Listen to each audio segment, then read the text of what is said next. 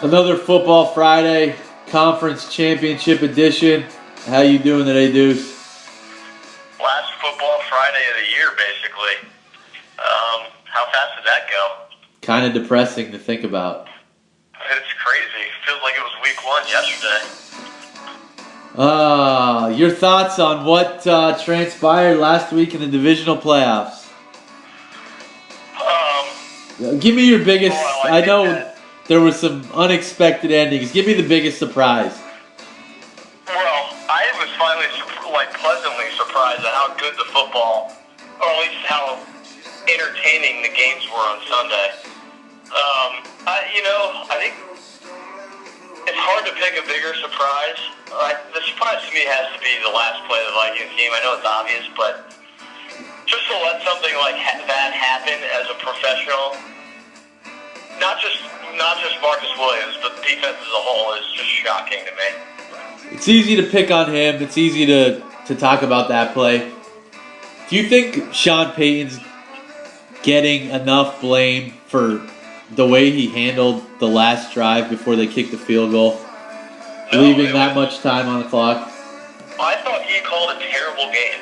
Management, play calling, I thought he was terrible the whole game. And he's weird. He was chirping at the crowd. It was bizarre. I agree. Something's wrong with him. I don't know what's going on. He has been very different since he came back from that suspension. Yeah. He's getting into it with players and coaches. I don't know. Something's weird, but he mismanaged that clock. And some of the challenges, what was he thinking on some of those challenges? I agree completely there. So, I'm not totally shocked by the Jags' outcome. I thought Pittsburgh would win that game. But that's the second time they beat them this year, so just by default, they can't be that surprised. I think it was either week 3 or 4 with that national anthem debacle. I felt like the locker room was fractured then. And I know we talked about it every week. It seemed like every week we went back and forth what the Steelers were. And I think that's exactly the way the season played out. Exactly. I still don't know what they are. They are a talent-rich, discipline-lacking football team. People are kind of backing Tomlin, saying, well, they've been in the playoffs 100 straight years. Well, who cares? First of all, the division they play in is terrible, so kind of default this year that they made the playoffs. When your roster is that good, you're going to win 9 or 10 games by default, especially when you have a big bet. If it's another franchise, we know how loyal the Steelers are to their coaches. Is Tomlin's job in jeopardy? Doesn't sound like it. Baffling to me. Do you have any idea what almost like he's the one making the decisions, which is crazy. Do you have any idea what those 4th down calls were? No, honestly, I feel like they wasted one of Big Ben's better games as a pro. The throw he made to Martavis Bryant at the end of the half was incredible. Yeah, he made 4 or 5 throws that were absolutely vintage Ben. The defense lost the game, right? There's no other way around that, but, to waste a game like that by your franchise quarterback who's, maybe got 2 years left, 3 max, is, like you said, I think it's unforgivable on Tomlin. What happens to Le'Veon Bell? Boy, this is going to be an ongoing thing. I don't know what you do with him, because he seems like the personality that's just not, he's going to be an idiot about this. They offered him a deal last year in the 12 per range. His agent, the highest running back right now, makes 8.5 on a long-term deal. So his agent told him to take it. He said no. I'm not sure where you go from there. The franchise tag to tag him again would be 14. So my guess is he's looking for something in that range per year. He's a running back, he's the best at it, but he's only 25. I just don't see the Steelers giving in like that. Yeah, the makeup of the Steelers franchise does not seem like they're going to give in. If you're another team, would you feel comfortable giving him a 4 or 5 year deal? What would be the max years you would go with Le'Veon Bell? What team am I? I think that has a lot to do with it. Borderline contender. Then I'd probably go 3 years with good money. 3 for, I don't know, 14 per, 15 per I'd be okay with, just because he's only 25. But if I'm not an established team, there's no way I'm giving him that kind of money. I could see that just being a disaster. How much did they miss Shazier? Pretty obvious that he's the key to their defense. I mean, no, I'm not sure what else to say. Like, their defense looks totally different without him. For as many guys they hit on, they've had a couple whiffs on that side of the ball. Bud Dupree looks terrible. Is Doug Marrone getting the credit he deserves for the coaching job he's done in Jacksonville? If you just watched ESPN, you wouldn't know Doug Marrone was the Jaguars head coach. Yeah, I mean, I think he's done an unbelievable job. Him and Coughlin seem like two guys who, think alike. He did a good job in Buffalo. He did a good job with Syracuse. I think he's a fantastic coach. Yeah, it seems obvious now, right? I think everyone kind of knew what the game plan was. But to go out there and execute it is something different. He seems to be really good at coming up with a game plan and playing to his own team's strengths. Anything stand out to you in the New England-Tennessee game? Not really. I mean, that kind of went how we thought it was going to go. We tried to talk ourselves into liking the ground and pound Titans. I think when Conklin got hurt, that kind of took away any ability for the Titans to even have that ground game. But Derrick Henry, not sure he's that good. Corey Davis finally made a play, but they weren't ready for a game like that. Did the season go the best possible way it could, winning one playoff game and losing malarkey? Yeah, what else would you want? I agree. I'm very interested to see who they hire, because I think they have to get it right. Just based on their roster, there's a lot of young guys. If they miss on this, they could be bad for the next decade. Yeah, they have some assets to take that next step, but this coaching hire is going to be key. Yep. And then your thoughts on the early game Saturday in Philly? Great win for Philly. I know we both really liked them. It went a little bit differently than I thought. I really thought Zach Ertz could have had a huge game. I still believe that. I like how Peterson, though, they got down. Momentum was with Atlanta really early, and they just started pounding the ball, and they had success with that. I think that kind of took a lot out of Atlanta's defensive sails. They looked like they started to get gassed, kind of loosened Foles up. Defense played great. Atlanta made a bunch of mistakes, though, on offense. They kind of did that all year, and it was no different that game. They should have won the Super Bowl last year. I know they had Kyle Shanahan, but without getting a great offensive mind similar to Shanahan, can Matt Ryan win a Super Bowl? I think so. Especially if they build around him. They have some really talented players. I thought if Tevin Coleman had gotten the ball 15 times, it would have been a different game. I think he can win a Super Bowl if they kind of keep building a roster. Yeah, I agree. Coleman was 10 for 79. I was worried about Devontae Freeman going into the game, but once Coleman got going away from him on those last 4 plays was the best thing that I thought happened to the Eagles. When he gets to that edge, the Eagles had trouble, first of all, getting to that edge with him. But once he got to that edge, he had a lot of open space, whereas Freeman is more the between the tackles guy. I think you're right. I think the Eagles were elated whenever Freeman got the ball or whenever Atlanta threw on first down. I think the wind helped the Eagles, but I was very surprised that Mohamed Sanu or the tight end Hooper were not more involved. Yeah, specifically, he got a couple balls.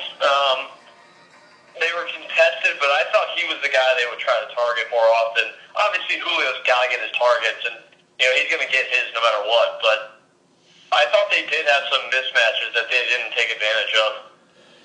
If you're Atlanta, do you bring Sarkisian back next year? Boy, I mean, the evidence is there. They won a playoff game, so that, it's hard to argue against, but all year it was pretty vanilla, pretty sloppy. They already said they're going to bring him back, so I guess we have our answer. I think his track record now speaks for itself. With the stat out there that teams that lose in the Super Bowl, they usually have the hangover and struggle to make the playoffs the following year. Would you consider this year a success for Atlanta, or was it Super Bowl or bust? That's a good question. I think based on where they were, middle of the season, I think winning a playoff game is probably a success. Philly's not an easy team to play in Philly with that defense, but I think if you're, signing up for Nick Foles 2 months ago, I think you'd expect to win that game. I thought of this while I was watching that Eagles game. Steelers have Antonio Brown. Giants have Odell Beckham. Can you win with your receiver being one of, if not the highest paid player on your team?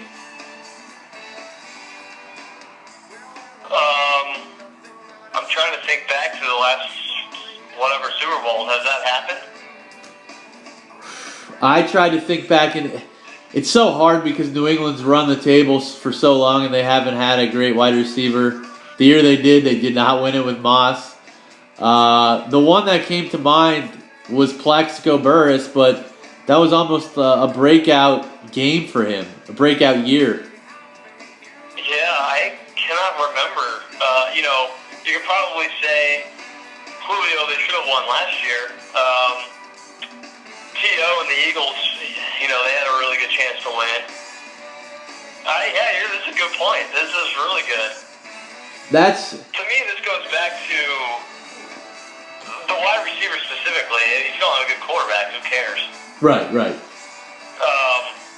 That's certainly not how I would build a team. I don't care how good they are. If you have an elite quarterback, I think it's a different conversation. I guess the point it led me to was the Eagles, granted they have Foles, and they've certainly got some breaks along the way with getting Atlanta here in 20-degree windy weather was perfect. But they've built offensive and defensive lines. I think that's where you have to spend the money, which to me, I don't know. It doesn't make sense to tie up money in wide receivers. And we've seen it year after year now with the Steelers with Antonio Brown. I agree. I have been thinking about the same thing the other side with corner. I think you can't have bad corners, but if you don't have a pass rush, or a version of it, it doesn't really matter how good your corners are. I would agree with that. I think I get watch the Eagles the most, obviously, but their front four, whoever they have in there, has brought pressure, and I think it's made Jalen Mills look better than he really is. I think he's a good corner, but not as good as he's been made out to be this past week. Same with Patrick Robinson, right? He's bounced around the league, and all of a sudden he's one of the better, quote-unquote, slot corners in the league. I don't think it's a coincidence that all of a sudden he's good when he has Fletcher Cox and Brandon Graham hunting quarterbacks. Yeah, I think on the opposite side of that, we saw it in New Orleans 2 weeks ago. No Josh Norman this year, lack of a pass rush. Those corners were exposed. I'm not saying you can have terrible corners. You got to have some competency back there, but to your point, the lines to me just dictate the whole game, especially this time of year. Well, let's hop into this weekend. We ended up going 1-0-1 last weekend, 87-70 on the year. We start where we typically go for Conference Championship Sunday in Foxborough. Opened -10, it's dropped to 7. I guess the first question would be, are you buying the hand injury? I just saw that one book on the Strip has taken it off the board because of the lack of information.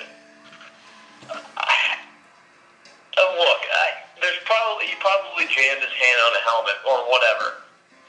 I buying that this is significant. Maybe I'm wrong, but I feel like we've seen this too many times from this team to think that this is going to be a significant thing. Maybe I'm wrong. I don't know. I'm kind of in the same boat as you. The thing I keep going back to is, unless it's broken, how ineffective is Brady going to be? The way to beat Jacksonville is to hit the backside of the backfield and Gronk in the middle of the field. I don't think he's going to need a 100% hand to throw 10-yard passes. Right. I'm more in the camp. Let's just say, just from a betting perspective, even if you thought this was a coin toss game with the spread, now you're getting a huge discount. So why not jump on the 7 now or whenever it was last night? If it comes out, something is going to come out before the game, either good or bad news. If it's bad news for Brady, then you can go ahead and buy back on the other side. According to the paper I read today, he's supposed to talk to him and Belichick are both supposed to talk to the media today. I agree with you. I think you jump on now and see what happens. Why not get a discount if it's nothing, and if it's something serious, then you're still going to get 7 points with your Jags. To the game, if you're Jacksonville, defensively, who are you taking away on New England? It has to be Gronk, right? It has to be. How do they stop Gronk? So, there's some good information on Twitter about what the Jags have done against tight ends, specifically against Travis Kelce. They put A.J. Bouye on him. He did an okay job. Now, you can have the debate who's better now, Gronk or Kelce. Kelce's probably more athletic than Gronk, but I think Gronk's just a better player. Probably more savvy, better route runner, more physical. I wouldn't be shocked if you see Jalen Ramsey. I think he's a little bit bigger. I would not be shocked if you see him on Gronk. I think they are set up in a way to play teams with a number one receiver, like the Julio and AJ, and New England obviously doesn't have that. Cooks is really good, but I think you can throw whoever on Cooks and he can be neutralized. So I think you're going to see one of the big-time corners on Gronk. Assuming that they do that and they are effective, where does New England go? I would assume New England goes into the slot with Hogan or Amendola and I think you see last week the running backs out of the backfield were just an absolute clinic. James White and Deion Lewis are such a mismatch. They have Rex Burkhead back this week. I think that adds another element. I would not be shocked if you see them try to run the ball. Pittsburgh was pretty successful last week. I think you can run on the Jags, and we talked a little bit about this last night. There's some pretty deep stats out there. Jags linebackers and safeties, while they have speed, bottom 5 in the league, giving up completion percentage, yards after catch, touchdowns, whatever category you want to look at, bottom 5 in the league covering running backs and slot receivers and tight ends. Interesting stat there. I like their front four, but I don't see them as a dominant front four that's going to get pressure the whole game. Just 4. Yeah, I like their front four, but they don't have that guy that scares me, that pass rusher that just freaks you out. And I have not looked at the most recent ones, but they were getting pressure consistently in the beginning of the season, but last 3 or 4 weeks, just eyeballing it, doesn't seem like they're getting a ton of pressure, like you said, without blitzing. On the flip side of the ball, New England defensively, is it anything else other than putting 8 in the box and stopping Fournette? Yeah, right. I mean, you kind of saw Pittsburgh try to do that last week, and Bortles hurt him a couple times. If you're New England, don't you just try it again? I mean, we saw the week before with San Francisco. They did the same thing, and Bortles couldn't do anything. I don't know what else you do. Is the public getting too high on this Jacksonville team? That's what's kind of weird is that they have one good game offensively. What about the 4 weeks before, the 8 weeks before, where, if you take away some of the defensive touchdowns, offense still stunk. I mean, I go back to that Buffalo game. They're a competent offensive Buffalo coordinator away from probably going to overtime with a very mediocre Buffalo team. Yeah, Fournette was really good last week, but I have questions about that ankle. Didn't look good in the second half. He looked great in the first half. Are you going to rely on T.J. Yeldon to have the same type of game? He played well last week, but I don't know. I get they beat the Steelers, but they beat them already once this year, so maybe it's just a good matchup type of situation in that game.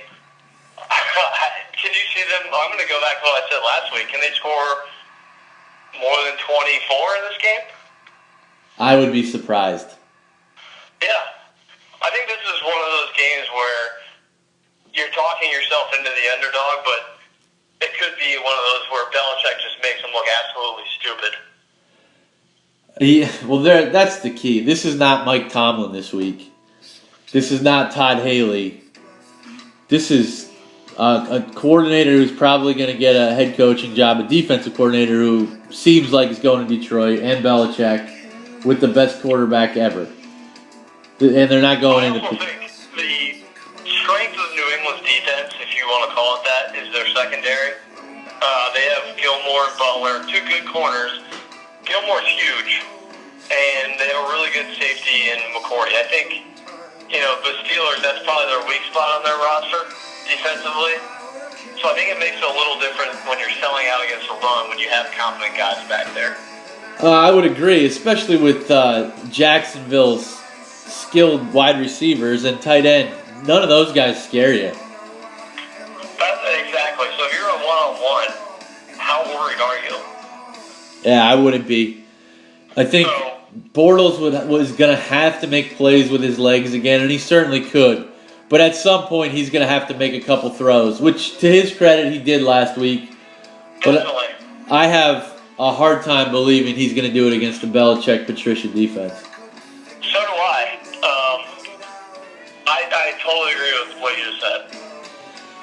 I will say, if you're going to bet, if you do like the Jags, like one of our friends does, I would rather bet the money line than I would take the points. I think you got to bet the money line and wait to see what the line is at game time. It's definitely not going under 7, unless there's news like he's got a fracture. Correct. And I agree. Correct.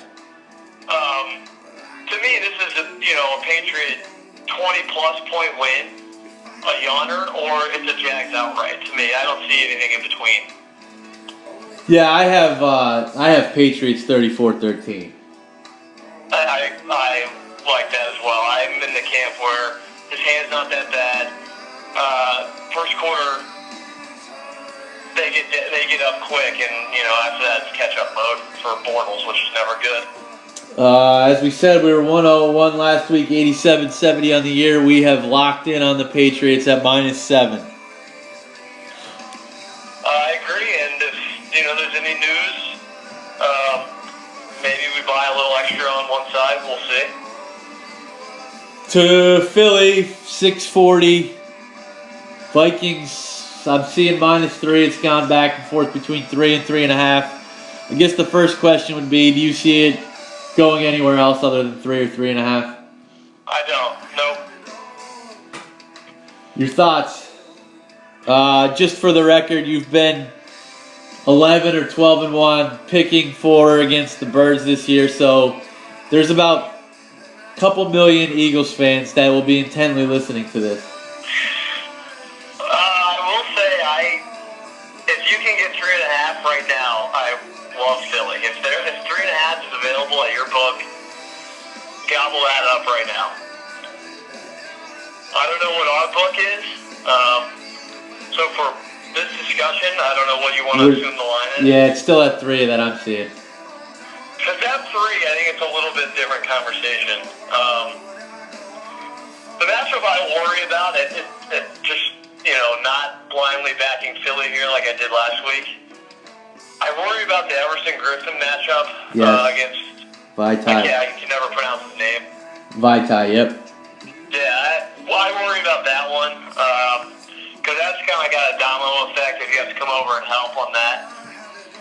I do think the Eagles can run the ball. If they come out with a similar game plan, I really liked their play action last week. If they can get a Jai going, I think you can run it on the Vikes now. Early in the season, it was tough. I don't know what's different, but their defense doesn't look the same to me up front.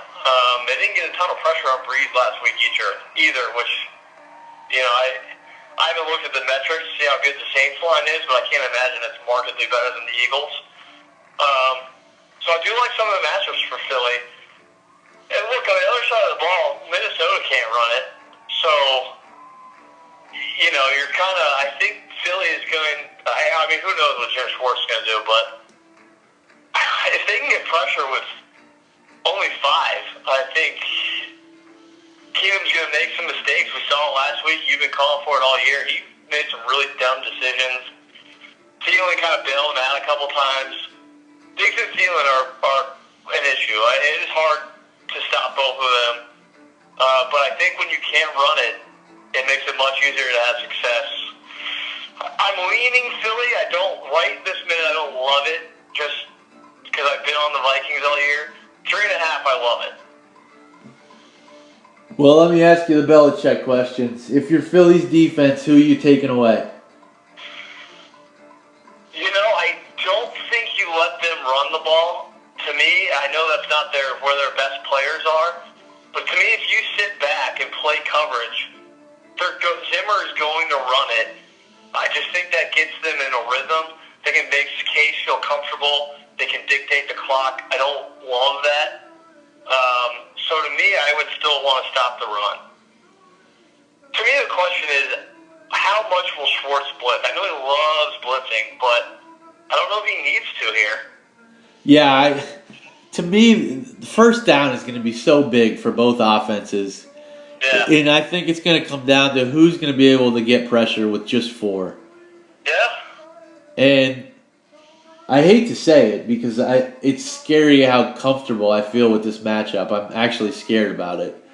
But I keep going back to Philly's offensive and defensive line.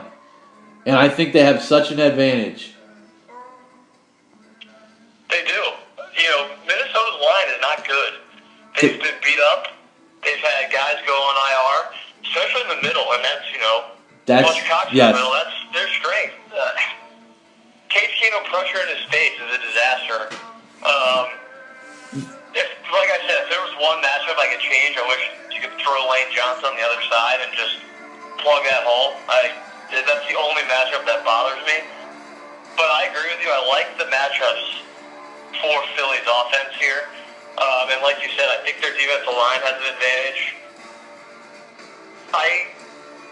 It was weird last week. Atlanta's offense didn't do anything, but I didn't think Philly, there were spurts in the game where they weren't getting pressure. I don't know why, if they were just tired or what. Yeah, I thought Atlanta did a pretty good job with tempo.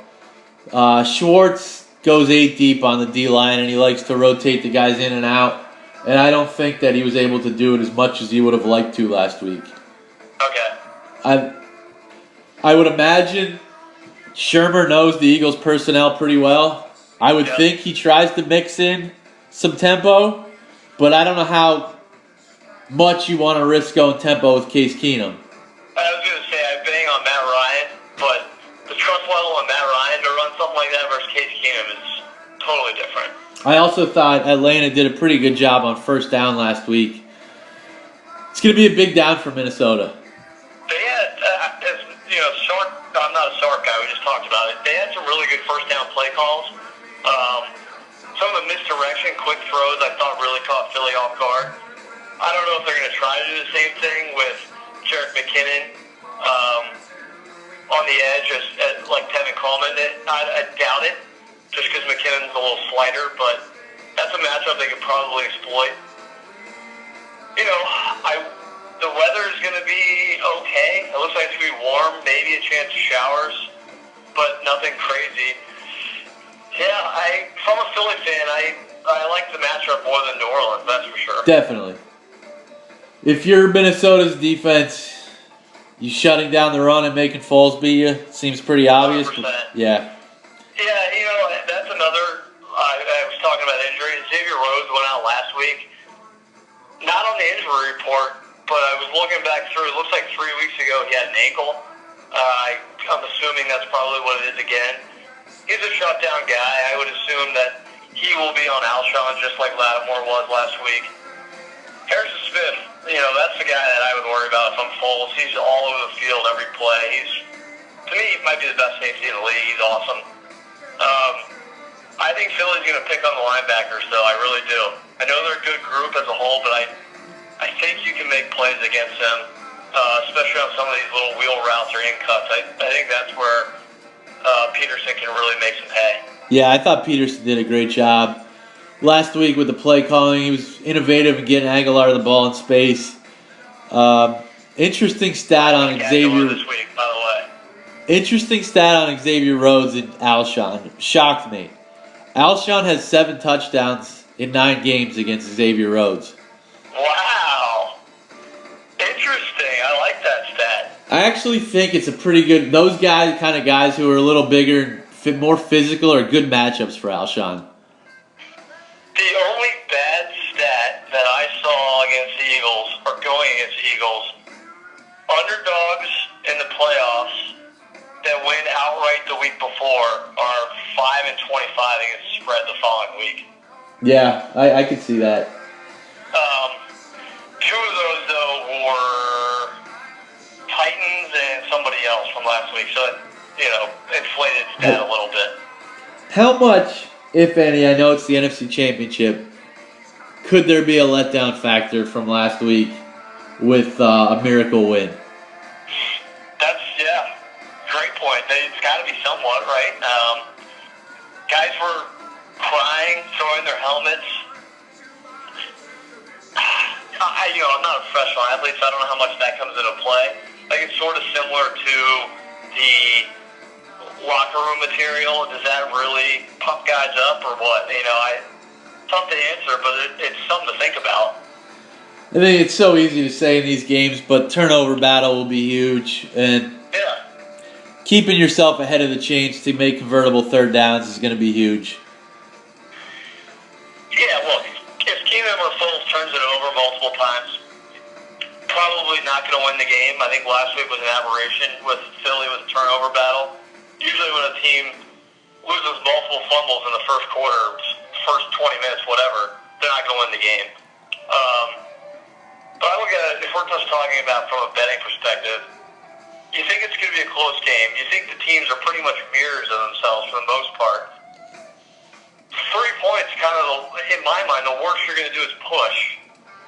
So if you like Minnesota, I think you got to bet the money line. Yeah, that's a good call. If you like Philly, I think you parlay the money line with the spread. With all the talk, I agree completely. These are basically mirror images of each other. With all the talk of this being a low-scoring game, do you see any way where it flips and it's actually a higher-scoring game than expected? To me, this is coach-dependent. How willing are they to just come out and say, fuck it, and just throw the kitchen sink, kind of to catch the other guys off guard, or how scared are they of their play caller / quarterback making that mistake? I'm not sure either coach trusts the quarterback enough to do that. Yeah, you're right. I think that's probably why it stays. I have the game in the teens. That's kind of where I have it too. I think that's the way to win, right? Whoever does that, I think, could win significantly. But I think the coaches both know, especially Zimmer, a defensive guy, whoever makes 2 mistakes is going to lose. Well, I'll go first. I have the Eagles 17-13. I was very high on them all week. Today I've cooled a little bit, which makes me a little bit more comfortable that I'm not as confident as I was. But a city's hopes rides on these next few words from you. Look, good weather. I wish it was going to be bad weather. I think the city thrives in shit. You're going to see 100,000 underdog masks. I honestly think home field is so big with this Philly defense. They just have that switch when they're at home, and they care. I think they're going to care in this game. I got Philly 19. I got Minnesota 17. Wow. They're too similar, and I think the home field is a huge deal. A sigh of relief goes over the city. We're going to keep it going. I like the matchup. Just quickly, whoever wins this game between Philly and Minnesota, do either of them match up with New England?